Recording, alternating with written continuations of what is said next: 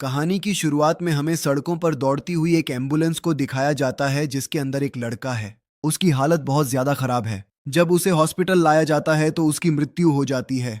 पर मरने से पहले उसने अपने सभी ऑर्गन्स को डोनेट कर दिया होता है और अब डॉक्टर्स उसके ऑर्गन्स को निकालने के लिए आते हैं। वो ये देखकर बहुत हैरान होते हैं कि उसकी बॉडी की जो स्किन है वो बहुत ज्यादा हार्ड है।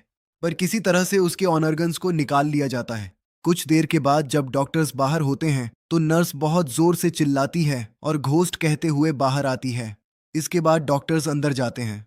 वह देखते हैं कि अभी अभी जिस लड़के के ऑर्गन्स उन्होंने निकाले थे उसकी बॉडी राख बनकर वहां से गायब हो गई। लेकिन उसका हार्ट अब भी ठीक होता है जिसे एक लड़की की बॉडी में ट्रांसप्लांट किया जाता है। जल्दी वह लड़की पूरी तरह से ठीक हो जाती है, जो देखकर डॉक्टर भी हैरान हो जाते हैं। लेकिन अब उस लड़की के हाथ में एक अजीब सा टैटू भी अपने आप ही बन गया होता है।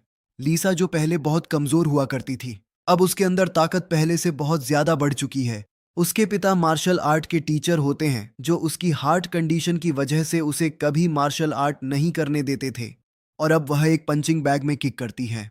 पंचिंग बैग बहुत जोर से हिलता है जो देखकर उसके पिता और वहां पर जो बच्चा होता है हैरान हो जाते हैं। अब लीसा अपनी पावर्स को चेक करना चाहती है, इसीलिए वो सड़क पर दौड़ना शुरू कर देती है। उसकी स्पीड इतनी ज्यादा होती है मानो उसके पैर जमीन पर टच ही नहीं हो रहे। जिसके बाद वह एक गाड़ी से टकराती है। गाड़ी पलट जाती है, पर लीसा को कुछ नहीं होता और अब किसी ने उसकी वीडियो इंटरनेट पर डाल दी होती है, जिसे देखकर एक लड़का उसके घर के आसपास पहुंच जाता है। वो लीसा को देख लेता है। इससे पहले कि वो लीसा का वीडियो बनाता, लीसा को एहसास हो जाता है। वो बिजली की तरह उस तक पहुंच जाती है, उसके हाथ को पकड़ लेती है और तभी वह देखती है कि उसके हाथ पर भी वैसे ही टैटू है जैसा उसके हाथ पर है। वो बताता है कि मेरा नाम पार्क है। जिस इंसान ने तुम्हें अपना हार्ट दिया है उस इंसान के लंग्स को मेरी बॉडी में ट्रांसप्लांट किया गया, जिसके बाद मेरे हाथ में भी ऐसा ही टैटू बन गया। साथ ही मेरे अंदर भी सुपर पावर्स हैं। एक इंसान अपनी बॉडी के 6 पार्ट्स को डोनेट कर सकता है। इसका मतलब यह है कि हमारी तरह 4 और लोग हैं। हमें उन्हें ढूंढना होगा। ये तलाश शुरू कर देते हैं। जल्दी यह एक योगर्ट सेलर लेडी के पास पहुंचते हैं जिसका अभी अभी कॉर्निया का ट्रांसप्लांट हुआ है और उसके हाथ पर कोई टैटू नहीं होता। इन्हें लगता है कि यह वह इंसान नहीं है जिसकी इन्हें तलाश है, पर जब वह पलटती है तो उसकी कमर पर टैटू होता है। यह समझ जाते हैं कि यही तीसरी इंसान है। वहीं शहर में हमें एक बूढ़े अमीर आदमी को दिखाया जाता है जिसकी हालत बहुत ज्यादा खराब होती है। उसके घर वालों को लगता है कि अब उसकी मृत्यु का समय आ गया है, पर तभी वह उठकर बैठ जाता है और उसके हाथ पर भी टैटू होता है। यानी कि उस इंसान का चौथा पार्ट इसी इंसान को ट्रांसप्लांट किया गया, जिसके बाद यह पूरी तरह से ठीक हो गया। इसके बाद हमें एक और लड़के को दिखाया जाता है। इसकी बॉडी में उस लड़के के कॉर्निया को ट्रांसप्लांट किया गया है, इसीलिए इसके पास इलेक्ट्रोमैग्नेटिक विजन है। साथ ही यह अपनी उंगलियों से किसी भी डिवाइस को कंट्रोल कर सकता है। यह कसीनो में जाता है जहां पर यह मशीन को कंट्रोल करके बहुत सारे पैसे कमाता है। इसका नाम डोंग है। और अब डोंग एक रेस्टोर में जाता है जहां पर पहले से लीसा, पार्क और वह लेडी जो योगर्ट बेचती है जिसका नाम सैन है, यह तीनों के तीनों बैठे होते हैं। और अब यहाँ पर डोंग आकर कहता है कि मैं जानता हूं कि तुम कौन हो। दरअसल उसने इन तीनों के डिवाइसेस को पहले से कंट्रोल करके सब कुछ इनके बारे में जान लिया होता है। डोंग के एटीट्यूड की वजह से इनके बीच में आर्गुमेंट्स होना शुरू हो जाते हैं। वहीं हमें उस बूढ़े अमीर आदमी को दिखाया जाता है जो अब पूरी तरह से ठीक है। इसका नाम योंग है। दरअसल यह एक चर्च का कल्ट लीडर है और इसकी बॉडी में पनक्रियाज को ट्रांसप्लांट किया गया था। अब इसका एक साथी इससे मिलने के लिए आता है जिसकी बातें योंग को बिल्कुल अच्छी नहीं लगती। वो उसे पकड़ लेता है और जब वह उसे पकड़ता है तो उसके साथी की जो सारी एनर्जी और यूथ होता है उसकी बॉडी में ट्रांसफर हो जाता है। योंग पहले से ज्यादा ताकतवर और जवान महसूस करता है और अब वह एक पेड़ को पकड़ता है। उसके पकड़ते पेड़ पूरी तरह से सूख जाता है। इसके बाद हमें छठे आदमी को दिखाया जाता है जिसका नाम याक है। वह एक फैक्ट्री में मैनेजर है जो कि बहुत ज्यादा जिद्दी है। उसकी बॉडी में लीवर को ट्रांसप्लांट किया गया है। अब जब वह फैक्ट्री में होता है तभी एक वर्कर ऊपर से गिरकर बुरी तरह से जख्मी हो जाता है। याक चुपके से उसके पास जाता है, अपने हाथों से उसकी बॉडी को टच करता है और उसके शरीर में जितना भी दर्द होता है, जितने भी घाव होते हैं, उन सबको वह अब्जॉर्ब कर लेता है, जिससे उस वर्कर की जान बच जाती है। दरअसल याक के अंदर यह पावर है कि वो जिसको भी छुएगा वो उसे हील कर देगा।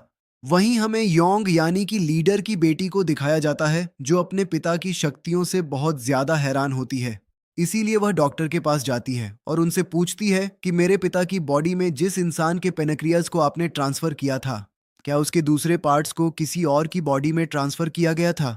वो बताते हैं कि हाँ, ऐसे 5 और लोग हैं और अब उन पांचों की तलाश करना शुरू कर देती है।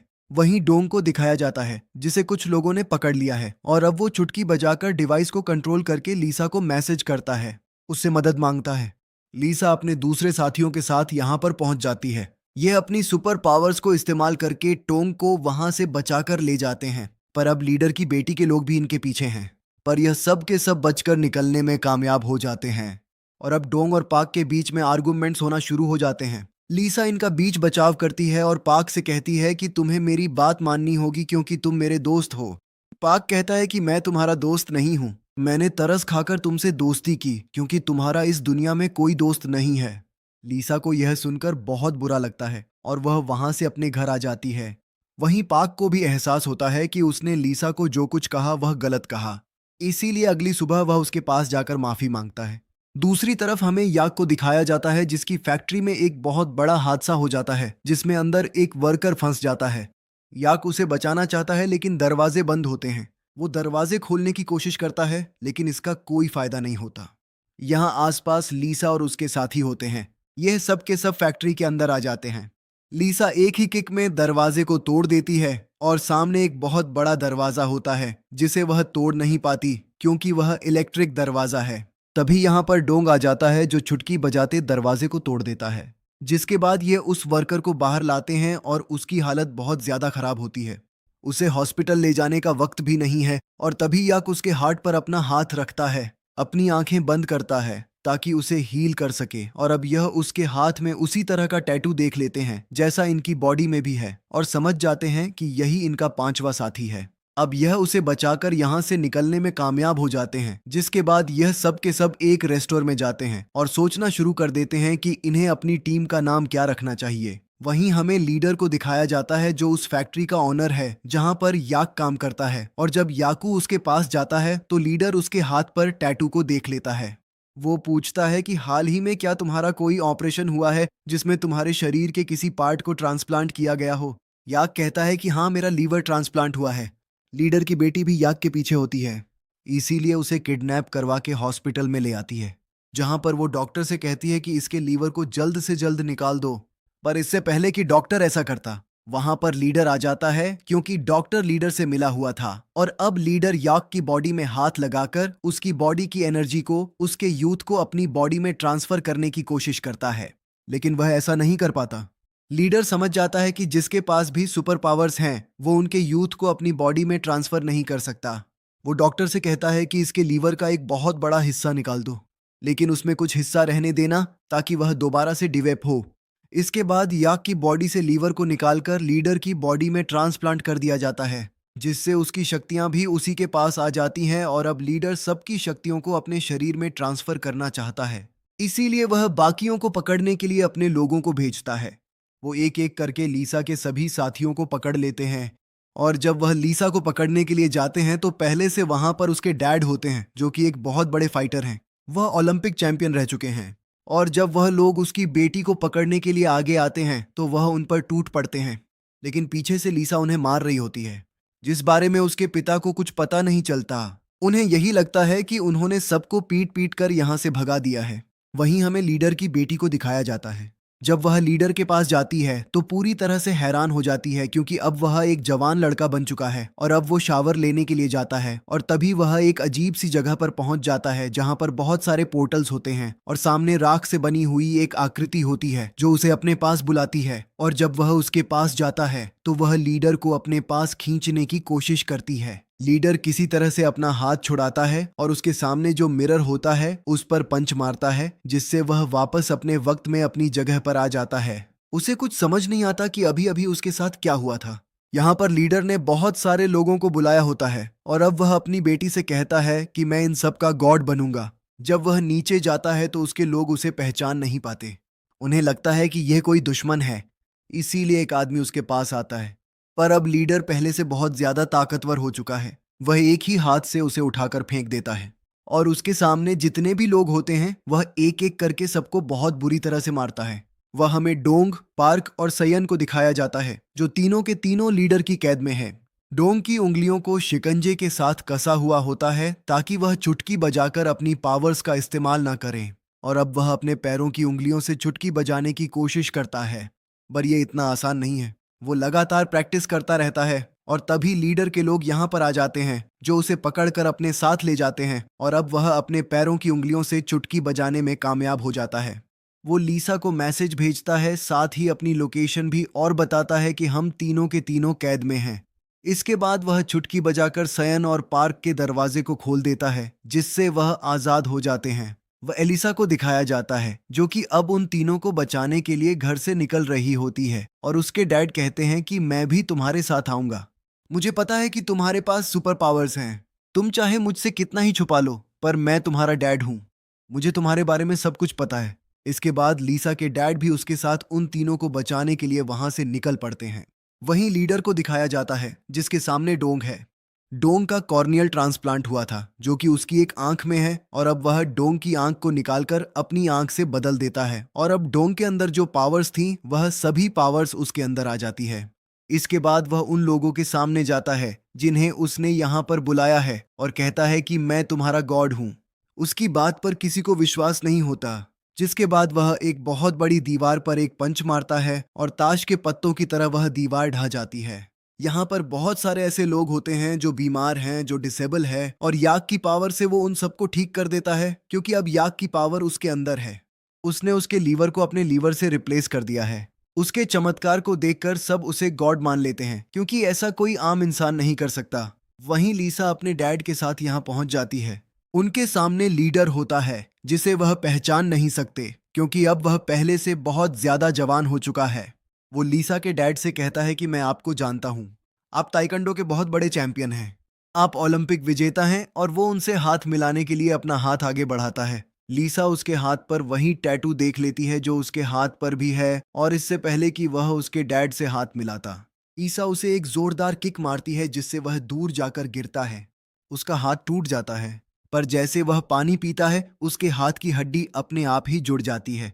और अब लीडर लीसा से कहता है कि मुझे पता है कि तुम्हारा हार्ट ट्रांसप्लांट हुआ था, और मुझे तुम्हारा हार्ट चाहिए। और अब यहाँ पर पार्क और सयन भी आ जाते हैं, जो कि लीसा के डैड को देखकर बहुत ज्यादा खुश हो जाते हैं, क्योंकि ये सब के सब उनके फैन हैं। इसके बाद ये लीडर से पूछते हैं कि हमारे दो साथी कहाँ पर हैं। वह बताता है कि मैं उनकी पावर्स को अब्जॉर्ब कर चुका हूँ। इससे लीसा को बहुत गुस्सा आता है। वो उसके ऊपर हमला कर देती है। इन दोनों के बीच में बहुत ही खतरनाक फाइट होती है, पर लीडर से जितना इतना आसान नहीं है। वो बहुत पावरफुल है। अब तक सयन को अपनी पावर्स के बारे में नहीं पता था, पर उसे पता चलता है कि अगर वह किसी को भी छुएगी तो उसकी पावर दुगनी हो जाएगी। इसीलिए वह लीसा और पार्क का हाथ पकड़ लेती है, जिसके बाद यह लीडर को बुरी तरह से मारते हैं। लेकिन वह एक बार फिर से खड़ा होकर सुपर स्पीड से इनके पीछे आ जाता है और लीसा को इनसे अलग कर देता है। साथ ही वह पार्क के सर पर हल्के से मारता है, जिससे वह बेहोश हो जाता है। उसके सामने सयन है। वो सयन को टच करता है और कहता है कि मुझे तुम्हारी पावर्स चाहिए। और अब ये दोनों के दोनों एक बार फिर से उसी पोर्टल के सामने पहुंच जाते हैं, जहां पर लीडर पहले भी आ चुका है। इनके सामने वही राख से बनी आकृति होती है, जिसे देखते ही लीडर बुरी तरह से डर जाता है और सयन को छोड़ देता है, जिसके बाद ये वापस उसी जगह में आ जाते हैं। इन दोनों को कुछ समझ नहीं आता कि अभी अभी क्या हुआ था। दूसरी तरफ हमें डोंग और याक को दिखाया जाता है, जिनके लीडर्स पहले पार्ट्स को निकाल चुका है। डोंग याक से कहता है, क्या तुम मुझे हील कर सकते हो? वो कहता है कि नहीं, उसने मेरा लीवर निकाल लिया है। लेकिन अब भी उसके हाथ पर टैटू का छोटा सा निशान होता है, क्योंकि उसकी बॉडी में लीवर का एक छोटा हिस्सा है। डोंग कहता है, एक बार कोशिश करो, या कोशिश करता है, जिससे वह उसके जख्मों को काफी हद तक ठीक कर देता है। और अब डोंग उस जगह जाता है जहां पर लीडर है।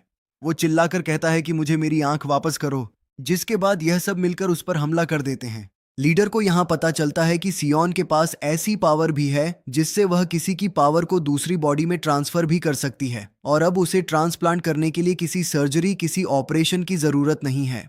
वो उसके इस्तेमाल से उन सबकी पावर्स को अपनी बॉडी में ट्रांसफर कर सकता है। और अब यह पांचों भी समझ जाते हैं कि इन सबको एकजुट होकर लीडर का सामना करना होगा। इसीलिए सब के सब एक दूसरे को पकड़ लेते हैं और लीडर के ऊपर हमला करते हैं। लीसा सीटी बजाकर अपने दूसरे साथियों को अपनी प्लानिंग के बारे में बताती है। जिसके बाद ये लीडर के ऊपर हमला कर देते हैं और बुरी तरह से जख्मी हो जाता है। पर जमीन पर जो पानी होता है वह उस पर हाथ रखता है, जिससे वह पूरी तरह से ठीक हो जाता है और एक बार फिर से इनके ऊपर हमला कर देता है। वो लीसा को बुरी तरह से जख्मी करता है। साथ ही अब वह दूसरों को भी मारने की तैयारी कर रहा है। लेकिन एक बार फिर से सबके सब एक दूसरे का हाथ पकड़ लेते हैं। लीडर का हाथ भी इन्होंने पकड़ा हुआ होता है। इसीलिए उसके अंदर जो हीलिंग पावर होती है, सयन उस पावर को लीसा की बॉडी में ट्रांसफर कर देती है, जिससे वह पूरी तरह से हील हो जाती है और अब वो पहले से ज्यादा ताकतवर हो चुकी है। वो लीडर के ऊपर हमला करती है और इस बार वह बुरी तरह से उसे मारकर हरा देती है। पर अब यहाँ पर जो बिल्डिंग का ढांचा होता है वह गिरना शुरू हो जाता है। दरअसल यहाँ पर बड़े बड़े स्टैच्यूज हैं जिनमें इलेक्ट्रिसिटी की सप्लाई चल रही है, जो पूरे शहर से यहाँ पर ट्रांसफर हो रही है। जल्दी अगर इस करंट को बंद नहीं किया गया तो ये पूरा ढांचा गिर जाएगा। नीचे बहुत सारे वो फॉलोअर्स भी होते हैं जो कि लीडर को अब गॉड मानते हैं। वो सब भी मारे जाएंगे। डोंग कहता है कि मेरे पास इतनी पावर नहीं है कि मैं इस इलेक्ट्रिसिटी को बंद कर सकूं। तुम सब मुझे अपनी पावर्स दे दो, जिसके बाद मैं इसे बंद करने की कोशिश करूंगा। और सब अपनी पावर्स को उसकी बॉडी में ट्रांसफर कर देते हैं, जिसके बाद वह उस बड़े से स्टैचू को पकड़ लेता है। पूरे शहर की लाइट चली जाती है और जल्दी सब कुछ नॉर्मल हो जाता है। इन सब ने मिलकर अपने साथ कई लोगों की जान बचा ली और अब यह सब एक दूसरे के हाथ को एक बार फिर से पकड़ लेते हैं, ताकि सयन की मदद से सबको उनकी पावर्स वापस मिल जाए। और जब सयन पावर्स को ट्रांसफर कर रही होती है, लीडर भी आ जाता है। वह इनके हाथ को पकड़कर इनकी चैन का सिस्टम बन जाता है और अब उसकी बॉडी में भी पावर ट्रांसफर हो रही होती है। यह चाहकर भी अपने हाथ को छोड़ा नहीं पा रहे होते। तभी लीसा अपने डैड को पुकारती है। उसके डैड पीछे से आते हैं और लीडर को एक जोरदार किक मारते हैं, जिससे वह दूर जाकर गिरता है। इसके बाद ये एक बार फिर से एक दूसरे का हाथ पकड़ते हैं और सबको उनकी पावर्स वापस मिल जाती है। और लीडर के अंदर जो पावर थी, उस पावर को भी इन्होंने अब्सॉर्ब कर लिया होता है। इसीलिए वह एक बार फिर से बूढ़ा हो जाता है। वह शक्तिहीन है। जिसके बाद डोंग चुटकी बजाकर उसके सिंहासन को नीचे गिरा देता है, जहां पर उसके फॉलोअर्स हैं। उसका असली रूप देखकर वह समझ जाते हैं कि यह एक धोखेबाज है। उसका खेल अब खत्म हो चुका है। वहीं यह 5 मिलकर अपनी टीम का नाम हाई फाइव रखते हैं और एक दूसरे से वादा करते हैं कि हमेशा ही दोस्त बनकर रहेंगे और दूसरे लोगों की मदद करेंगे। इसी के साथ यह कहानी यहीं पर खत्म हो जाती है। उम्मीद करते हैं कि यह कहानी आपको पसंद आई होगी।